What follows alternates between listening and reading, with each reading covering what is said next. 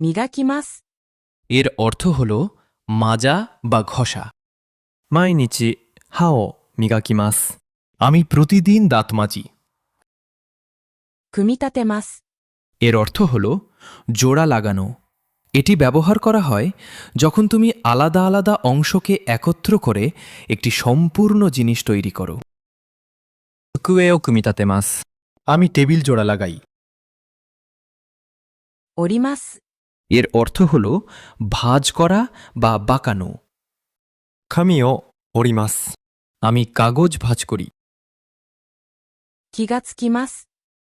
এই শব্দটি ব্যবহার হয় যখন তুমি হঠাৎ করে কোনো কিছু বুঝতে পারো বা খেয়াল করো যা আগে তোমার নজরে আসেনি। 間違いに気がつきました。 আমি ভুলটা খেয়াল করলাম। つけます。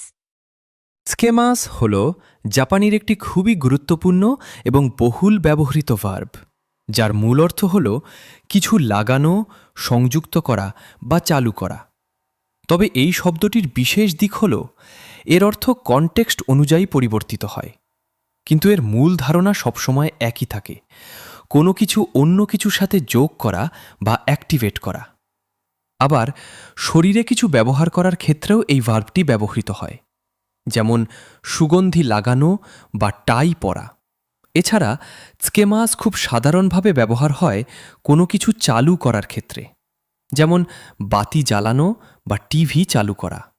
আবার কোনো কিছুকে নাম দেওয়া বা মার্ক করার ক্ষেত্রেও এটি ব্যবহার করা হয়। 寿司を醤油につけます。 আমি সুশি সয়া সসে ডুবাই। 見つかります。 এর অর্থ হল খুঁজে পাওয়া যায় বা পাওয়া যায়। 鍵が見つかりました。 চাবিটা পাওয়া গেছে। 質問します。 এর অর্থ হল প্রশ্ন করা। 先生に質問します。 আমি শিক্ষককে প্রশ্ন করি। 刺します。 সাশিমাস হল জাপানির একটি ইন্টারেস্টিং ভার্ব, যার অর্থ কনটেক্সট অনুযায়ী পরিবর্তিত হয়। সাধারণভাবে এর অর্থ ধরা, তোলা বা পড়া, কিন্তু এটি বিশেষ কিছু পরিস্থিতিতে নির্দিষ্ট অর্থে ব্যবহৃত হয়। সবচেয়ে কমন ব্যবহার হল ছাতা ধরার ক্ষেত্রে। এছাড়া সাশিমাস ব্যবহার হয় সূর্যের আলো বা রশ্মি পড়ার ক্ষেত্রেও, যেমন জানলা দিয়ে সূর্যের আলো ঘরে ঢুকছে, এই পরিস্থিতিতে বলা হয় সাশিমাস, অর্থাৎ আলো এসে পড়ছে। 雨が降っているので傘を差します。 বৃষ্টি হচ্ছে তাই আমি ছাতা ধরি। スポーツクラブ。 এর অর্থ হল স্পোর্টস ক্লাব। 毎週スポーツクラブに入ります。 আমি প্রতি সপ্তাহে স্পোর্টস ক্লাবে যোগ দিই। お城。 এর অর্থ হল প্রাসাদ। 大阪にお城があります。 ওসাকায় একটি প্রাসাদ আছে। 説明します。 এর অর্থ হল ব্যাখ্যা করা। 学生にルールを説明します。 আমি ছাত্রদের নিয়মগুলো ব্যাখ্যা করি। 図。 এর অর্থ হল চিত্র বা ছবি। この本に図があります。 এই বইতে একটি চিত্র আছে। 線。 এর অর্থ হল রেখা। 紙に線を引きます。 কাগজে একটি রেখা আঁকি। 矢印。 এর অর্থ হল তীর চিহ্ন। 地図に矢印を書きます。 মানচিত্রে একটি তীর আঁকি। 黒。 এর অর্থ হল কালো। 車の色は黒です。 গাড়ির রং কালো। 白。 এর অর্থ হল সাদা। 車の色は白です。 গাড়ির রং সাদা। 赤。 এর অর্থ হল লাল। 信号が赤です。 সিগন্যাল লাল। 青。 এর অর্থ হল নীল। 空の色は青です。 আকাশের রং নীল। 紺。 এর অর্থ হল গাঢ় নীল। 制服の色は紺です。 ইউনিফর্মের রং গাঢ় নীল। 黄色、 এর অর্থ হল হলুদ। 花の色は黄色です。 ফুলের রং হলুদ। 茶色、 এর অর্থ হল বাদামি রং। この靴は茶色です。 এই জুতোটা বাদামি রঙের। 醤油、 এর অর্থ হল সয়া সস।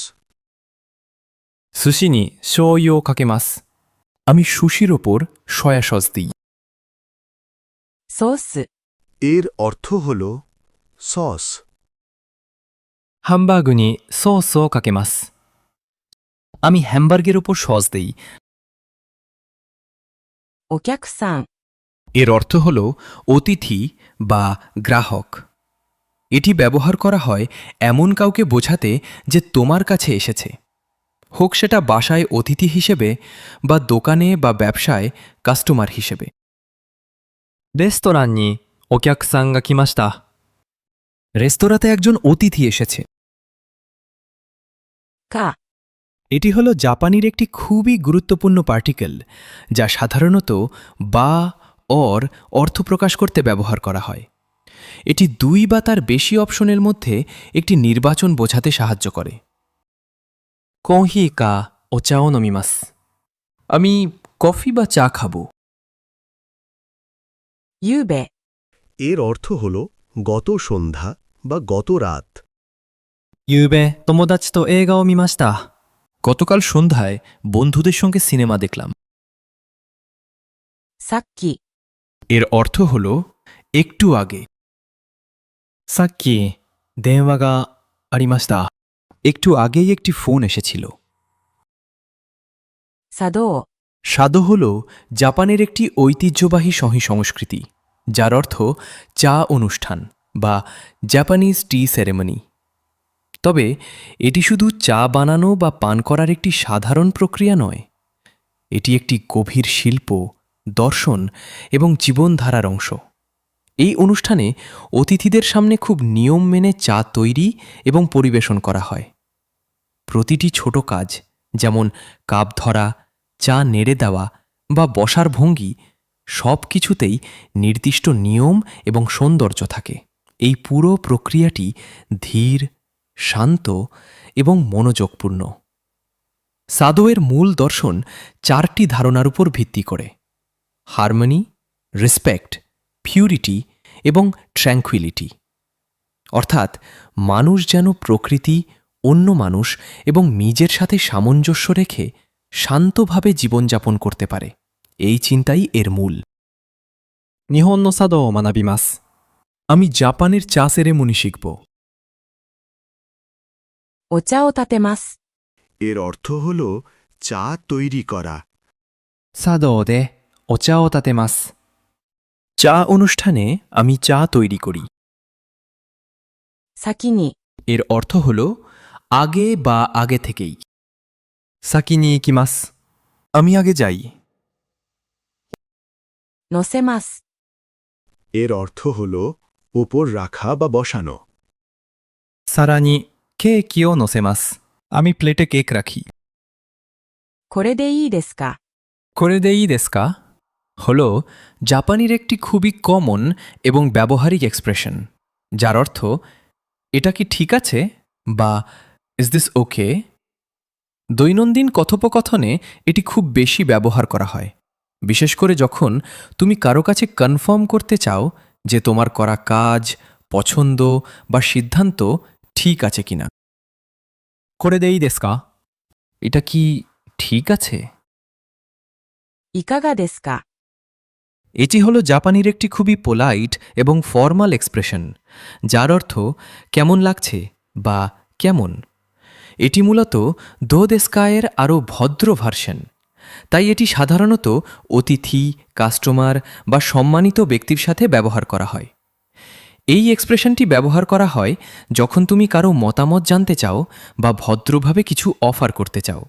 যেমন রেস্টুরেন্টে ওয়েটার কাস্টমারকে জিজ্ঞেস করতে পারে খাবার কেমন লাগছে, অথবা কারো কাছে কিছু অফার করার সময় জিজ্ঞেস করতে পারে তিনি সেটা নিতে চান কিনা।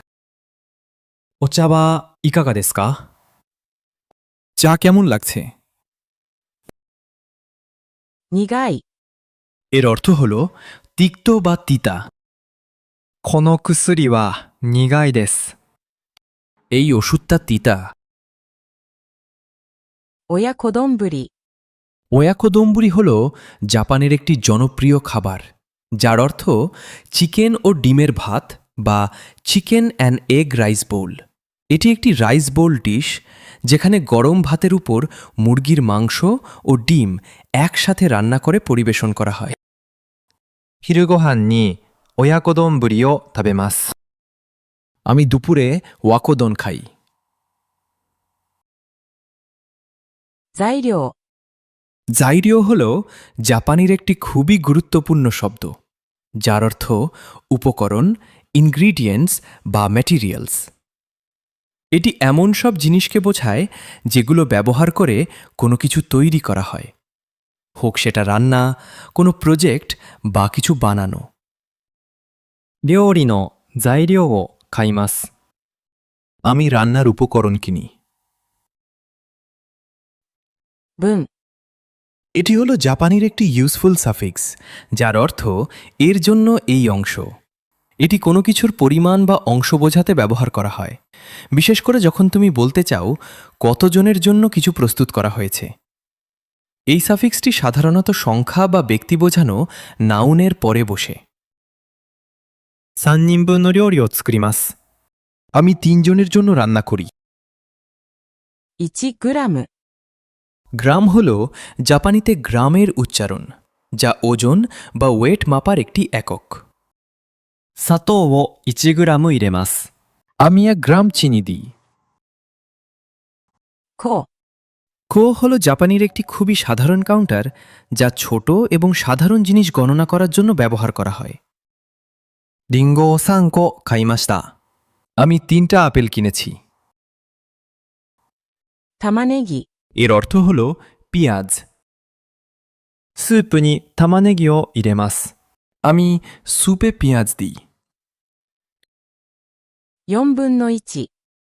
এর অর্থ হল 1/4। リンゴを4分の1に切ります。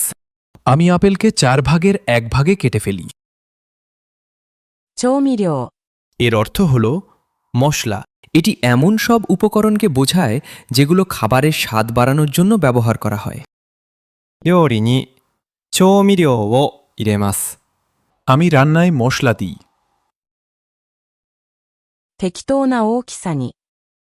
এটি হলো জাপানির একটি খুবই সাধারণ এক্সপ্রেশন, যার অর্থ উপযুক্ত আকারে বা সঠিক মাপের। 野菜を適当な大きさに切ります。 আমি সবজি উপযুক্ত আকারে কাটি। 鍋。 এর অর্থ হল হাঁড়ি বা পাত্র। 鍋でスープを作ります。 আমি হাঁড়িতে স্যুপ তৈরি করি। 火。 এর অর্থ হল আগুন। 火をつけます。 আমি আগুন জ্বালাই। 火にかけます。 এর অর্থ হল আগুনে বসানো। 鍋を火にかけます。 আমি হাঁড়িটা চুলায় বসাই। 煮ます。 এর অর্থ হল সিদ্ধ করা বা রান্না করা। 野菜を煮ます。 আমি সবজি সিদ্ধ করি। 煮えます。 এর অর্থ হল সিদ্ধ হওয়া বা রান্না হওয়া। 野菜が煮えました。 সবজি সিদ্ধ হয়ে গেছে। 丼。 দম্বুরি অর্থ বড় বাটি বা রাইস বোল। 丼にご飯を入れます。 আমি বাটিতে ভাত দিই। 立ちます。 তাচিমাস হল একটি ভার্ব যার অর্থ সময় কেটে যাওয়া। এটি ব্যবহার করা হয় যখন বোঝানো হয় যে কোনো নির্দিষ্ট সময় ধীরে ধীরে চলে গেছে বা অতিবাহিত হয়েছে। 1時間が経ちました。 1 ঘন্টা কেটে গেছে।